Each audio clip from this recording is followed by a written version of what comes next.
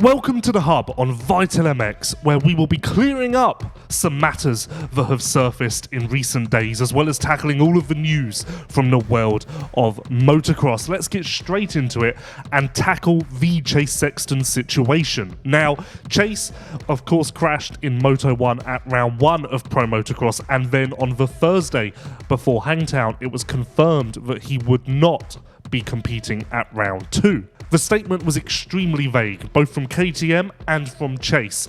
All it said is that he was banged up and would focus on returning to 100% before he hits the track again, which is logical. He's out of the championship fight. Why rush it? He's also had a very long season, one of the few who made it through Monster Energy AMA Supercross, of course. Then, in talking to Ian Harrison at Hangtown in an interview that's available on our audio platforms, I put it to him and said, when do we expect to see Chase back, seeing as there was no timeline? Well, he said that he expects to see him at Southwick. I tweeted this news on my personal X account, and then Chase himself responded saying that's incorrect. This blew up, and now, based on information from a different source, my new source, let's say, I believe that we will see Chase at Redbud at the earliest, but for now, Redbud is the one circled on the calendar.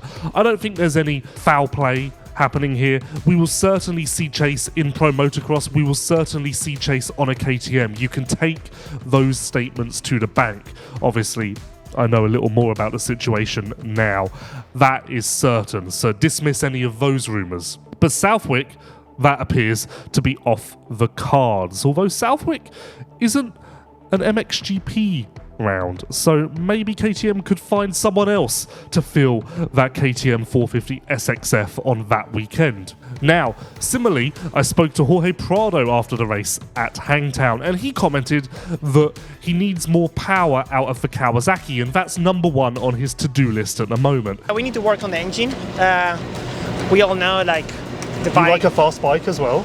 Yes, for my riding style, I need a fast bike.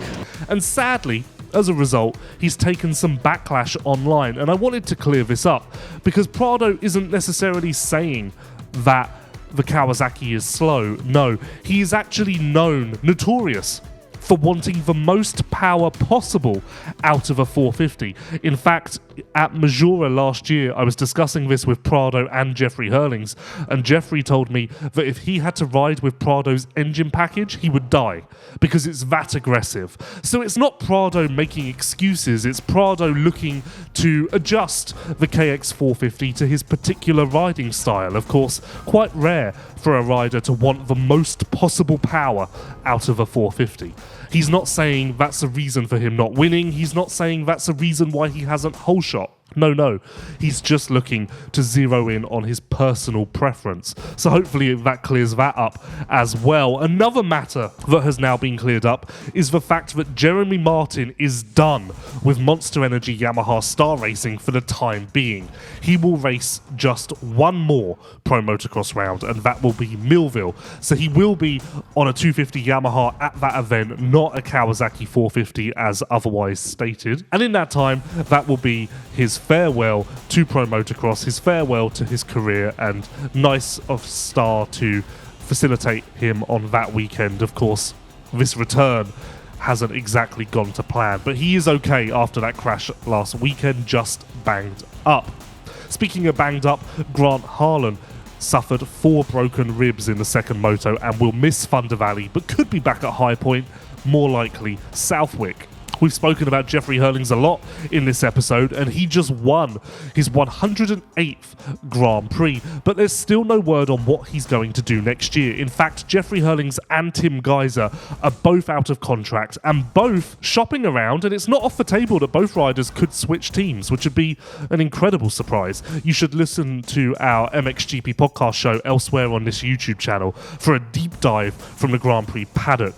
Even since then, more information has come to light about changes to Ducati, the possibility of Tim Geiser going there, and we'll tackle that in next week's episode. The final bit of MXGP news is the fact that Paul Jonas broke his shoulder blade and collarbone in a vicious crash in a second moto where he hit one of those overhead advertising boards, the arches.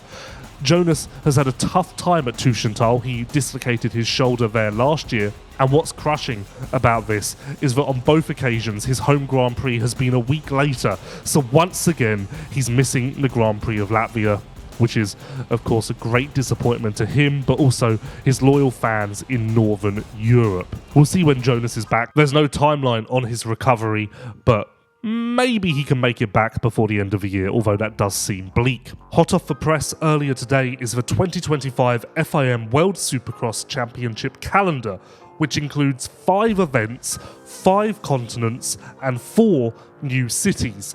The series will start in Malaysia on October the 18th, then head to Argentina, Canada, Australia, and finally South Africa. Now, initially, a 7-round calendar was teased. Of course, we got the London cancellation a couple of weeks ago, and then Costa Rica was tentatively on the calendar but hasn't made the final cut. So we're left with these 5 rounds, a sustainable number, a nice step up from where the series has been in the past, and there's a brand new logo to go with it. That's all for this week. I've been your host, Lewis Phillips. Thank you for watching and listening, and we will see you next week.